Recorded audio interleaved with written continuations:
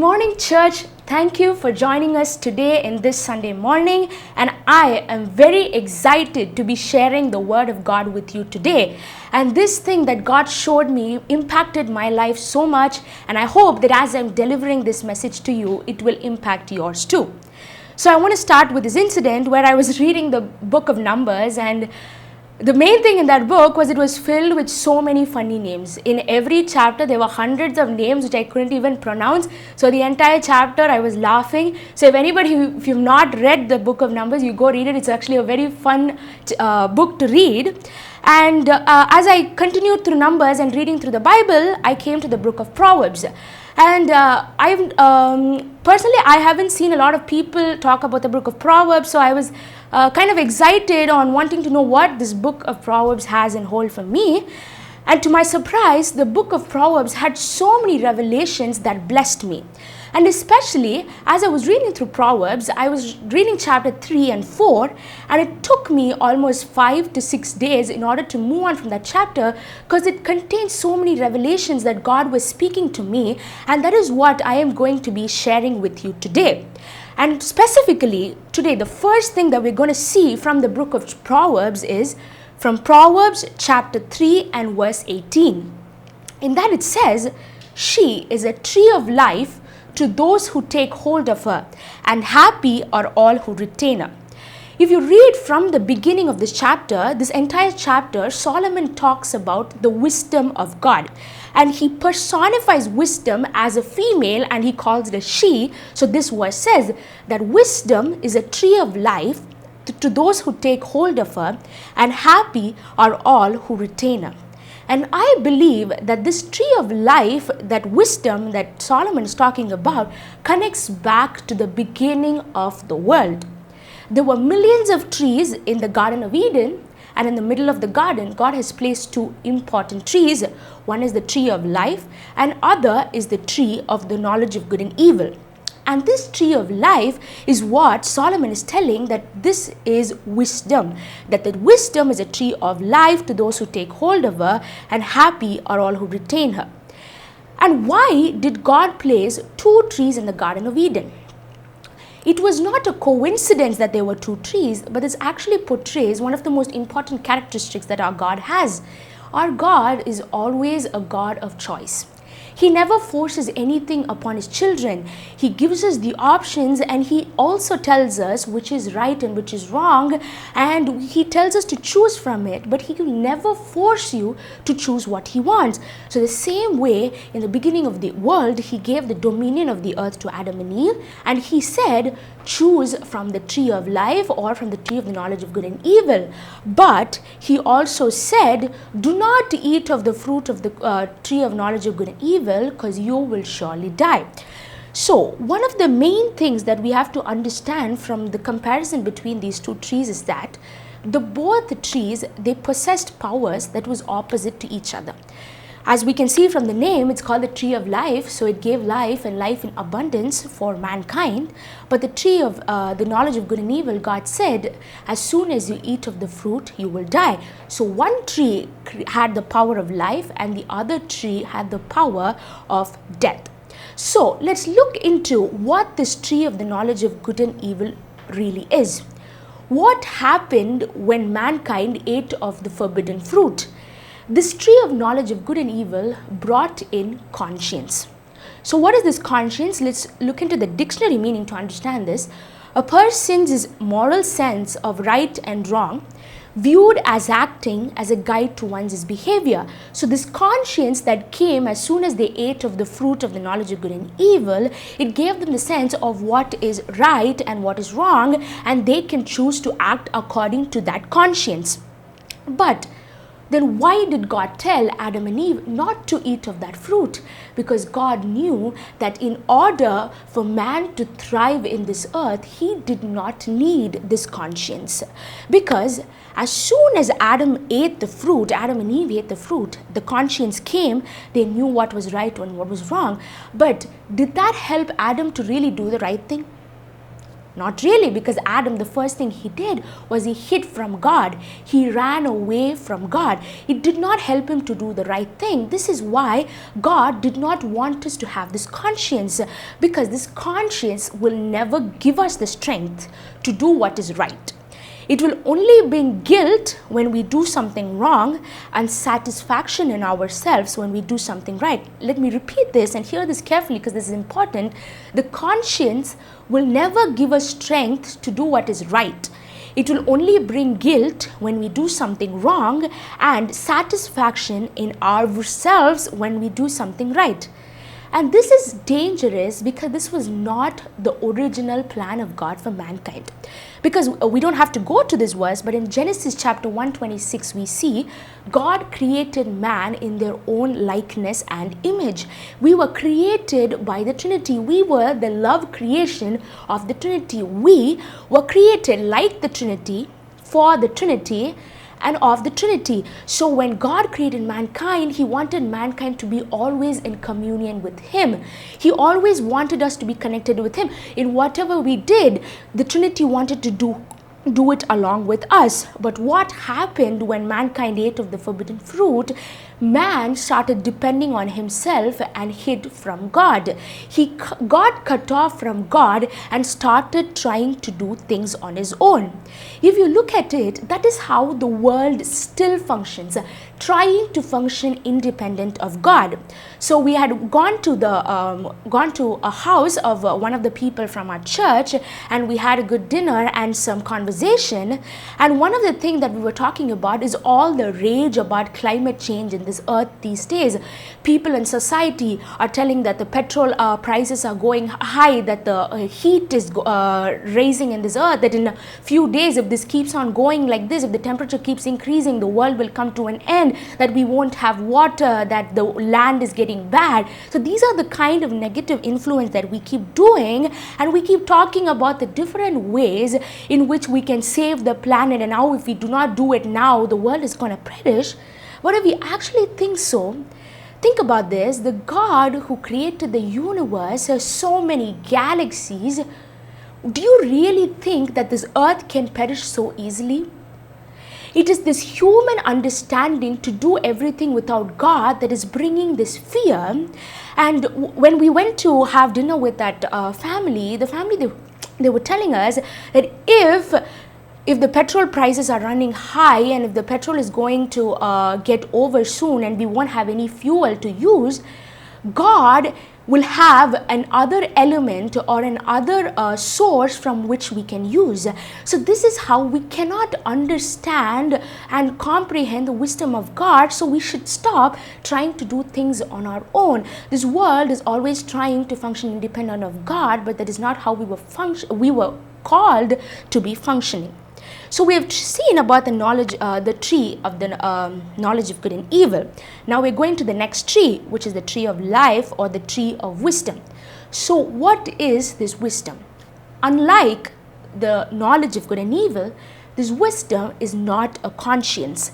This wisdom is pure power that works in us and gives us strength for everyday life. This wisdom is a power, and to understand this power, the creation of the world, let's take the creation of the world. Man has tried time and again to understand how this world came into being, how this universe created out of nothing. There are many theories coming up, but nobody can really understand the extent to which the universe was formed. And this shows the wisdom that God had in order to create this universe and this mankind. Nobody can comprehend, man cannot understand. It was a sovereign wisdom and power that worked through God that made the universe. And this is that wisdom I am talking about. This is the power that can work in us and give us strength for everyday life. So this wisdom is very beautifully portrayed in this verse in the Bible, and it's in James 3:17. It says, "But the wisdom that comes from heaven is first of all pure, then peace-loving, considerate, submissive, full of mercy and good fruit, impartial and sincere." So this wisdom is what God wanted man to operate in. If man had not ate of the fruit of the knowledge of good and evil, and if he had stayed in the wisdom of God, we would have had a utopian society where everything was pure. There was peace, no war, people were considerate, people were full of mercy, and all we gave birth were to good fruit, and people were impartial and sincere. This is how God wanted the society to be. This is the power that the wisdom had given mankind to actually be like. And when we also see in Proverbs chapter 4:22 is that, for they are life to those who find them, and health to all their flesh. And this Proverbs chapter 4 is also a continuation of Proverbs chapter 3, and it is fully talking about the wisdom. And I would really encourage you all to go and read that chapter and really meditate on it, because it really contains some fundamental truths on how we have to face life on this earth. So it says that wisdom is life to those who find them, and health to all their flesh. And if you think about this, this life and health was what was lost in the Garden of Eden. As soon as man ate of the fruit of the knowledge of good and evil, he died spiritually. He immediately experienced a spiritual death. And the health, why do we face so many sickness today? Why are we going through a global pandemic? It's because we lost that life and health in the Garden of Eden when we ate of the fruit of the knowledge of good and evil. It's the knowledge of good and evil that is working in mankind, and that is why we have lost the health and the life that was given to us in the Garden of Eden. And this wisdom is something that only God possessed. No, this world cannot give that wisdom. This wisdom was something that was there with God when he created that universe, and he is the only one who can give us this wisdom. And the thing is, he has already given us the wisdom, and the wisdom that he has given you is very unique and special, because the situation you're going through right now, nobody else can understand that situation, because it's special for you, and you are a unique person. You are a special person. So God has a special and unique wisdom for you. So it is your responsibility to receive the wisdom that God has already given for you. Nobody else can do it, because it is something that God has specially kept only for you, and God is the only one who can give you this wisdom, and it is your responsibility to receive it from God. So after we finish the comparison of the wisdom and the knowledge of good and evil, we have to see, how are we facing problems in our life? Are you facing the problems in your life using the knowledge of good and evil, or are you using the wisdom that God has given you to face life? Let me take an example for this. We all went through a global pandemic. We went through the COVID-19, and in believers' circle, people were reacting in two different ways, and one of the ways was, people were going along with the flow of the world. The world was in utter chaos and confusion at that moment, and there were a group of believers who went along with the flow. But I know that our church, we were warriors of faith who did not go along with the word, because we were being fed words of faith during that time, and that we stood in faith. But these group of believers who went along with the flow, the different things they did were, they bought the oximeter. The oximeter was something that people could check their pulse with, and so many people were checking it again and again. And maybe they get a cough or they feel some discomfort. Immediately their thought goes to, oh my God, am I affected with COVID? Is my lungs damaged? Should I immediately go to the hospital? And there's so much confusion and confusion that the world has fed into the believers, that they were immediately panicking in those situations. But there were these other group of believers, and I believe that you and me during those times, we were those kind of believers. We knew what was given to us in the word of God. We believed that when the Egyptians were attacked by the plagues, the Israelites were saved from the plagues at the same time, and believed at the same time, even though the world is going through a global pandemic, we will be protected by God. So this is the wisdom I am talking about. This wisdom from God that nothing can and harm you, that in the middle of the chaos that you can stand in faith and stand in healing, is the wisdom I'm talking about. And the knowledge of good and evil is the fear and confusion that the world has brought in us. So these are the two views in which we can handle any situation in life, and I hope that we will actually choose to operate by the wisdom of God. So one of the things I'm going to do is I'm going to go into the main essence of the message. And so one man in the Bible who had understood the wisdom of God very well was David. And God called David the man after his own heart for this very reason, because he had a very wide revelation on what this wisdom of God meant.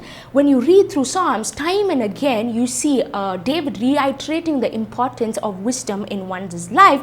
And he also passed it on to his children, and they wrote books about it. So David was someone who understood wisdom very well. So we are going to learn the power of wisdom from David's life. And the incident that I'm going to take from David's life is very familiar for all of us, and especially in PCC, we speak about it again and again, and we take the revelation out of it. So I am going to speak my revelation on the topic where it is the battle between Goliath and David. So if you see, as my grandpa always says, David came to the battlefield as a swiggy boy. He came to deliver food to his brothers who were in the army, and there he sees a Philistine talking against his God. And he also sees the Israelites, the army and the king hiding and in fear and scared. And then he sees these two scenarios there. And in the natural realm, what people would have expected David to do is, seeing the fear of his brothers and the army, he would have immediately dropped the food off and he would gone back to tend to the sheep, because he had no job there. But is that what David did? He did not. He sensed the responsibility that he had at the moment. A Philistine was talking against his God.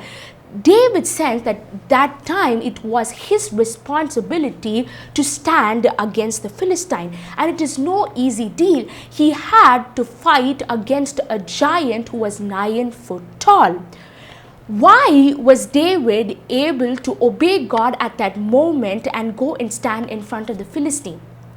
It is because the wisdom that David had automatically brought the obedience that he needed in that moment. And this same obedience is needed for you to fulfill your destiny and calling. So what you need to do for your destiny and calling can be known only by God. And God is the only one who has that wisdom that he can give you so that you can fulfill that destiny and calling. And your destiny and calling is so great that you need to accept God's wisdom so that you can function on this earth. And for you to obey whatever God says, you need to tap into the wisdom of God. The world is making obeying God very difficult. The church is making the obedience to God very difficult. They say you should strive and struggle every day to try to please God on your own. Otherwise, he's going to be angry with you. But my church, that is not really how it is. Obedience is very easy when you understand the destiny and calling that God has for your life. And when you understand the wisdom that God has for you, it is easy to obey God. And in the same process, this wisdom automatically also brings dependence on God. Because you start to understand that this cannot be done on your own, that your works cannot fulfill the destiny and calling that God has for you, that if you have to do what God says, that if you have to obey what God says, you need to depend on God.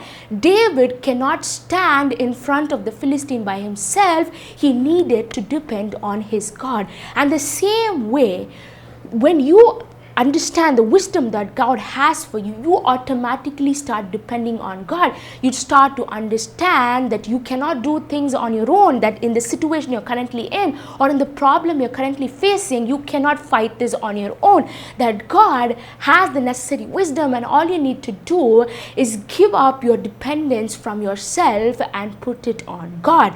So this is how wisdom automatically brings obedience, and it also brings the dependence on God.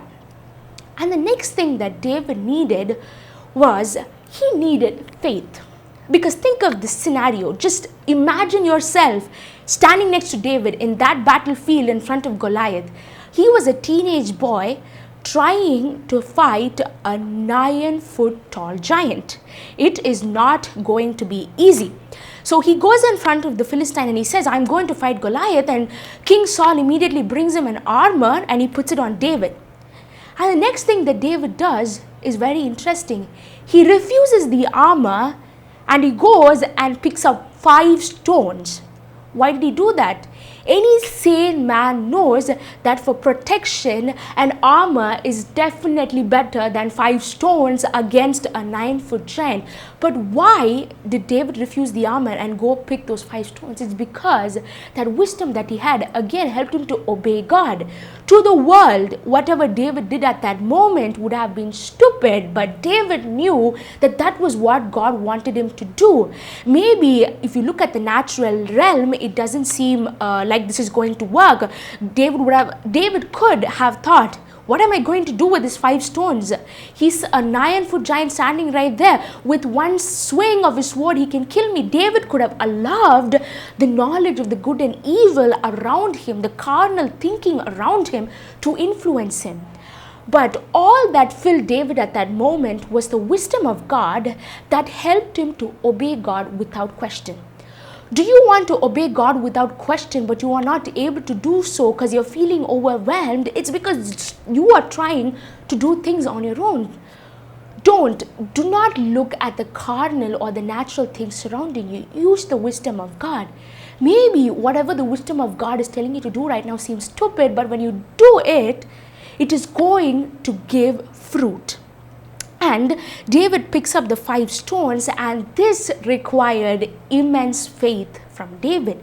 To pick up 5 stones and to go and stand in front of Goliath, it required immense faith.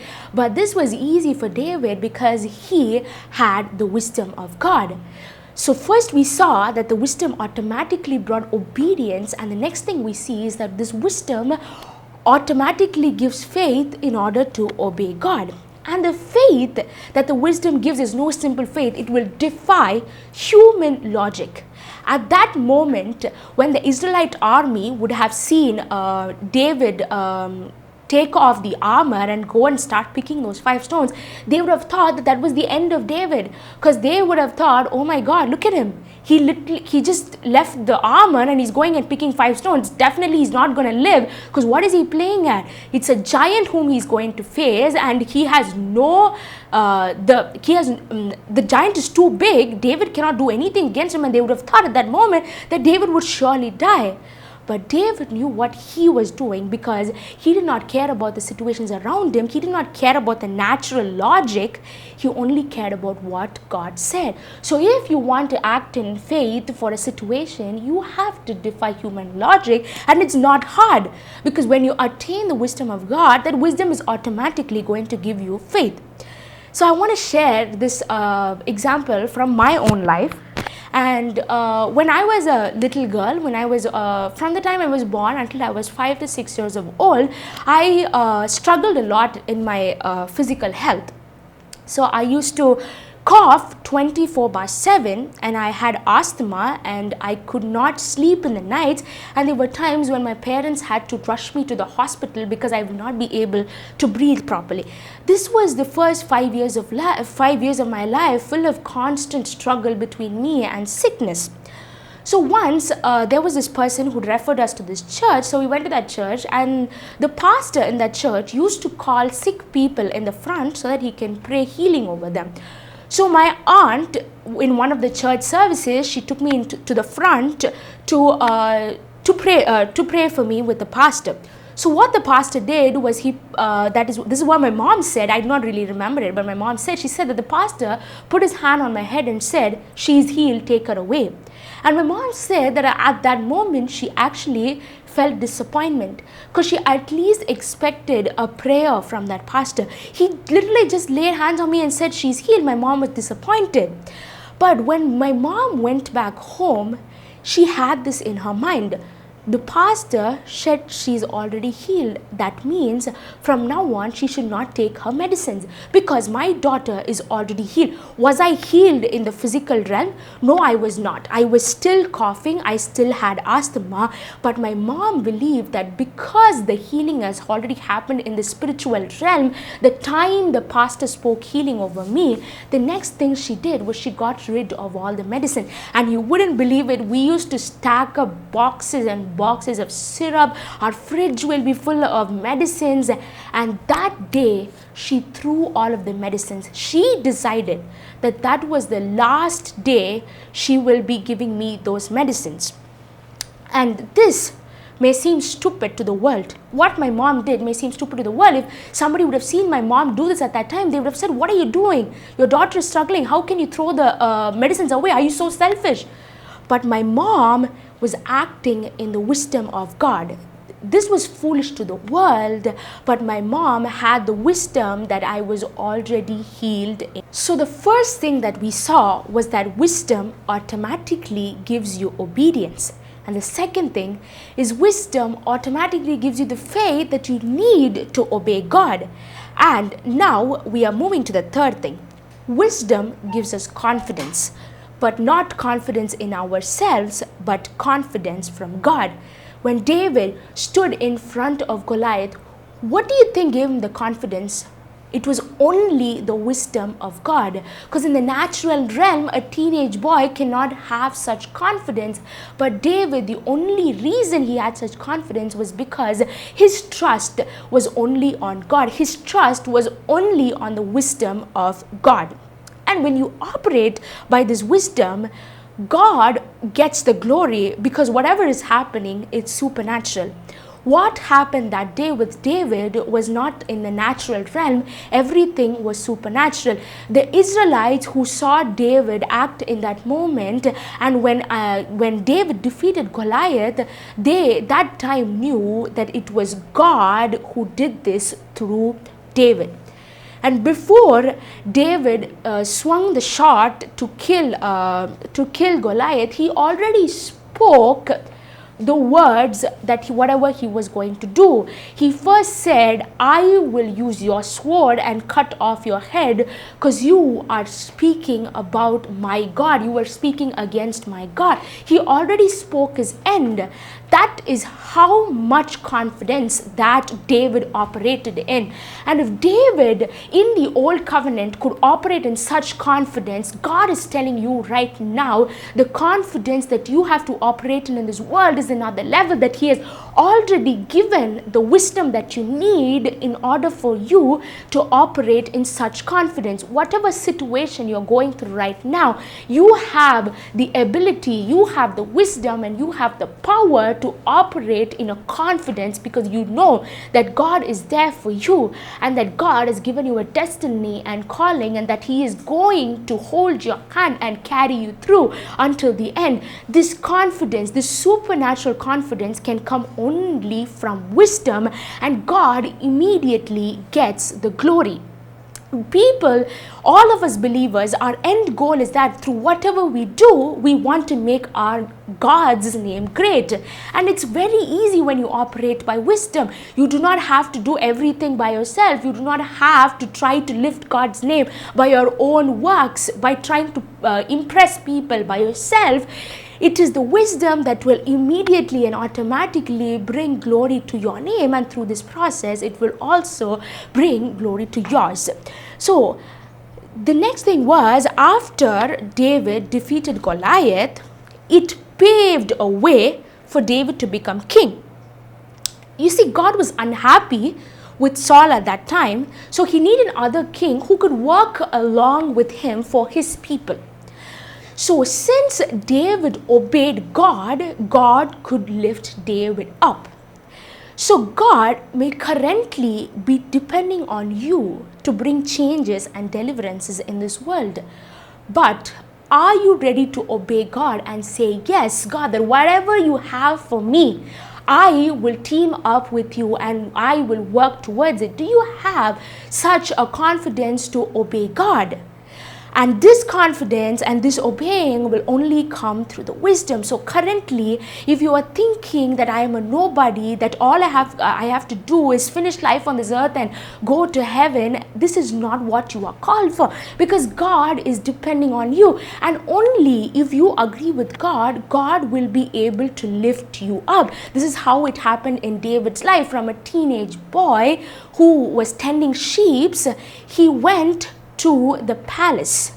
Even his father did not consider David as a son. His other brothers were big soldiers and he was only tending to the sheep. But right now, if you feel like you're in a situation in your life where you feel like you're doing something as small as tending to a sheep, God is telling you that you have the palace waiting for you. But for that, you will have to agree and work with God. And to work with God, we need the supernatural wisdom, because we cannot work with God in the natural realm. We cannot work with God using ourselves, because when we bring self in, it brings carnal thinking. It brings us the knowledge of good and evil, which cannot work with God. But when you cut off the knowledge of good and evil, when you cut off the carnal thinking and you immediately connect to God with wisdom, it is very easy to work along with God towards the destiny and calling that God has for you. And what happened after David defeated Goliath was, as I said, it paved the way for him to become king, and the entire Israel started knowing David's name. They started chanting David's name and the name of the God of David. So this wisdom will automatically bring you elevation. But if you give up on this wisdom, you cannot get elevated, because if you have the wisdom, you do not have to try and struggle to lift your name up, because that is what people are trying to do today. They're trying to self-advertise themselves. They're trying to bring elevation through different means and ways on their own strength, striving, stressing themselves out and trying to go up the ladder. But that is not what you have to do, because elevation is very easy when you operate in the wisdom of God. One day David was tending to the sheep, and the next day he was on the way to becoming the king of Israel. That one day no one knew his name. His own father did not respect David, but the next day the entire Israel is praising about David. So if you feel like you're in a part of your life where no one respects you, where no one acknowledges what you do, you have to understand this wisdom. This wisdom is going to automatically bring elevation. People who you thought would never listen to you, people who you thought would never respect you, will come running to you, seeking you to hear what you have to say. That is what this wisdom brings. So the first thing that we saw was that wisdom brings obedience, and the second thing is wisdom gives you faith in order to obey God, and the third thing is wisdom gives you confidence in order to face situations in your life, and the fourth thing is wisdom automatically brings elevation. And the fifth and the last thing that we're going to see is that wisdom automatically brings influence. If you have wisdom, you do not have to try and struggle to attract people, but people get attracted to you on their own. This is the same thing that David happened. David did not self-advertise him at all. He did not go around telling people, I have what I need to become a king. You should make me the king. But when he used the wisdom, it automatically brought him an influence. People started listening to David, and people started listening to the God of Israel, and it automatically brought him influence. And when David became the king, not only the people of Israelites knew him, but kingdoms around the world knew David and the God of Israel, and the kings confessed, saying that the God of Israel is the one true God. That is how much influence we can bring when we tap into this wisdom that God has for us. And I know that everyone here wants to do big things for God, but how big, How are we going to do it? You would know that only when you tap into the wisdom of God, doing things for God, doing big things for God, shaking the world for God. It's easy when you get a hold of the wisdom that God has for you. I started doing my vocal training a few, like 2 years ago, and I realized that I had a very great passion and interest for singing, and I wanted to release some songs on YouTube, and I also wanted people to know me as a singer because I was inspired by different gospel singers on YouTube. The power they released, their song, these all impacted me, and I wanted to make a name as a singer myself. I wanted people to know that I could sing, and this was going on for a while. This was in my head, and I constantly kept speaking over it. I kept putting effort over it, but there was suddenly a talk about me doing a song on YouTube. I was doing vocals with this my mentor, and she was telling that we can do this cover song. And if you see, there were so many different things that were working against me at that moment. At that moment, I had my board exams going on, so that was something that I had to focus on too. So there were people who were asking me, how are you going to record this song at the time of the board exam? Don't you have to study? And there was a process of delay at that moment. I couldn't record the song immediately. There was so much delay. Days were going by. We were trying to record, but there was many things that were coming, so we were delaying it, and this was what was happening during that time. We decided to record this song. But that one thing that I always had in mind was the calling and the destiny that God had for me. I knew that this song was something great, that I knew that this song is going to bring a big break for me, that when I release this song, I would be singing the name of God, and I knew that this was something great. So I had that wisdom in my head. Though people around me, those situations around me were telling me that the different reasons why I cannot record this song, but the only thing I believed in was, I said, God, it is your will and it is the talent that you have given me, and I know that this song that I'm going to sing is going to bless people, so I will be in faith and I will record this song. And at first this song was planned in a very small budget. We did not want to do so much for this song. We just thought this was the first thing that we're going to record, so let's keep it simple. But I had bigger expectations. I knew that through this song there were people who were going to know me as a singer who sings for God.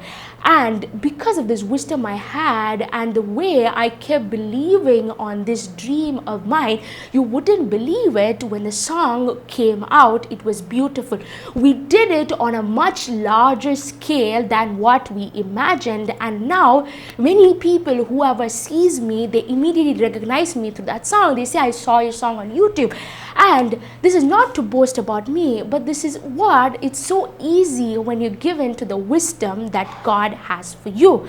Fulfilling the destiny and calling that God has on your life is easy when you depend on wisdom, but it's hard when you try to do it by yourself.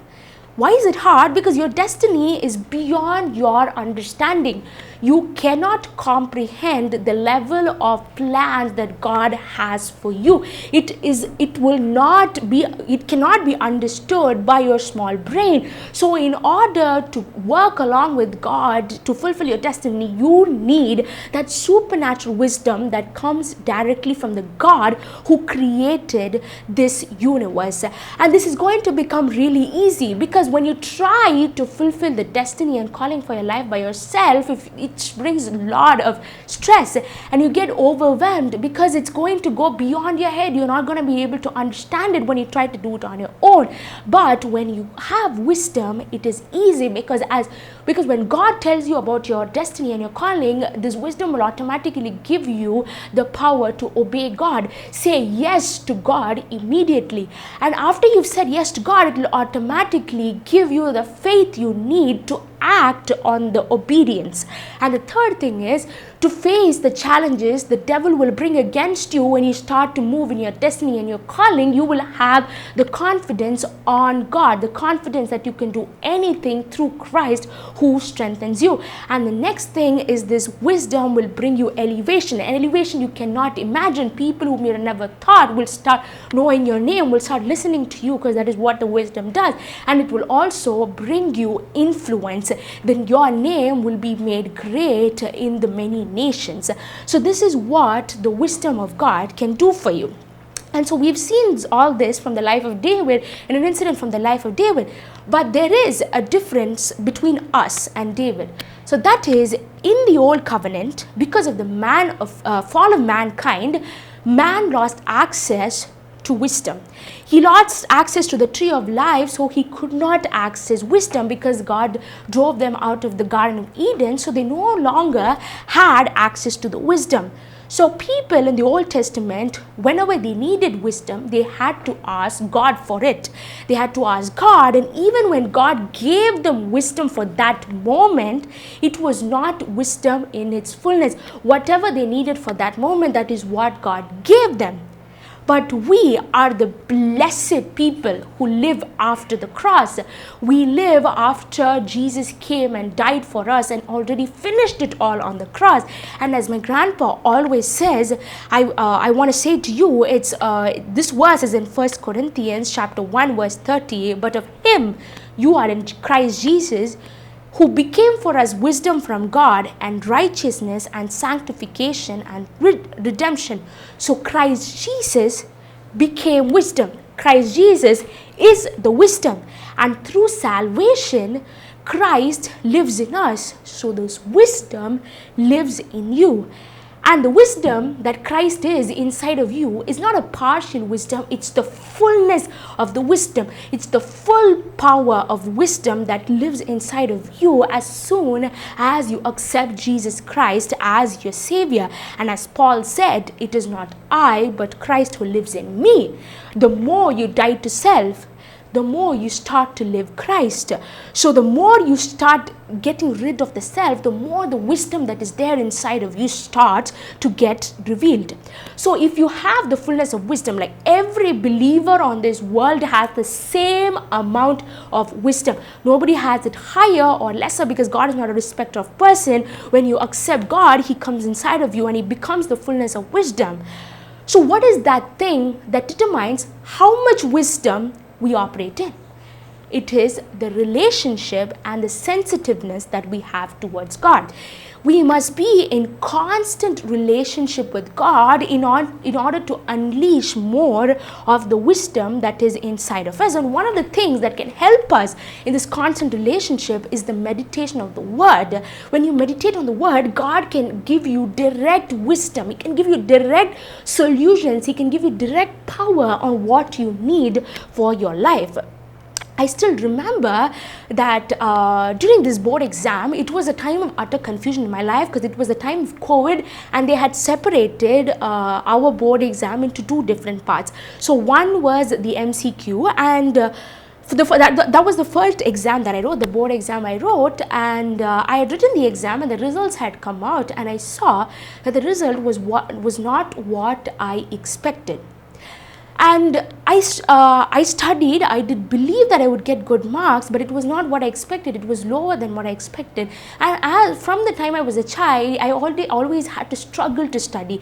Studies was always a headache for me, and especially maths. I was very bad for it. I was bad in it. I used to cry every time I had to solve a maths problem. That is how much studies used to pressurize me. And even in this exam, I did not get the score I expected, and immediately I was dejected by this failure. And I'm a very emotional person, so the first thing I wanted to do when I saw the marks I got was I wanted to cry. The tears were coming. I was sitting there and I was almost about to cry, when suddenly the thought came to me, you should not be crying. Though the physical reality is that I have met with a failure, that I did not get the marks I expected, I realized that I should not be working in the knowledge of the good and evil. I should not be working in the carnal thinking, that I should immediately connect to God and connect to the wisdom of God. So I immediately went alone and I said, God, I know that my physical reality right now speaks failure, that it is not what I expected, this is not what I believed for. but you speak to me and give me that wisdom that I need. I immediately asked God for wisdom in that moment. I did not cry, and I said, God, I'm not going to cry. I'm not going to give devil the satisfaction of carnal thinking. I'm not going to look at my natural realm which speaks failure, but I'm just going to listen to you. So the first thing that God said to me was, I am so proud of you.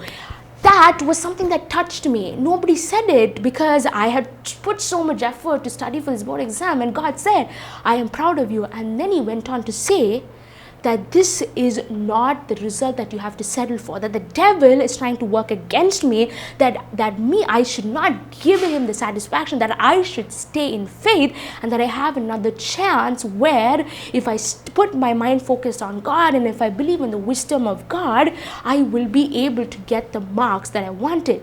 And you wouldn't believe it, the studying process for the next part of the board exam, which was the written one, it was much more easier.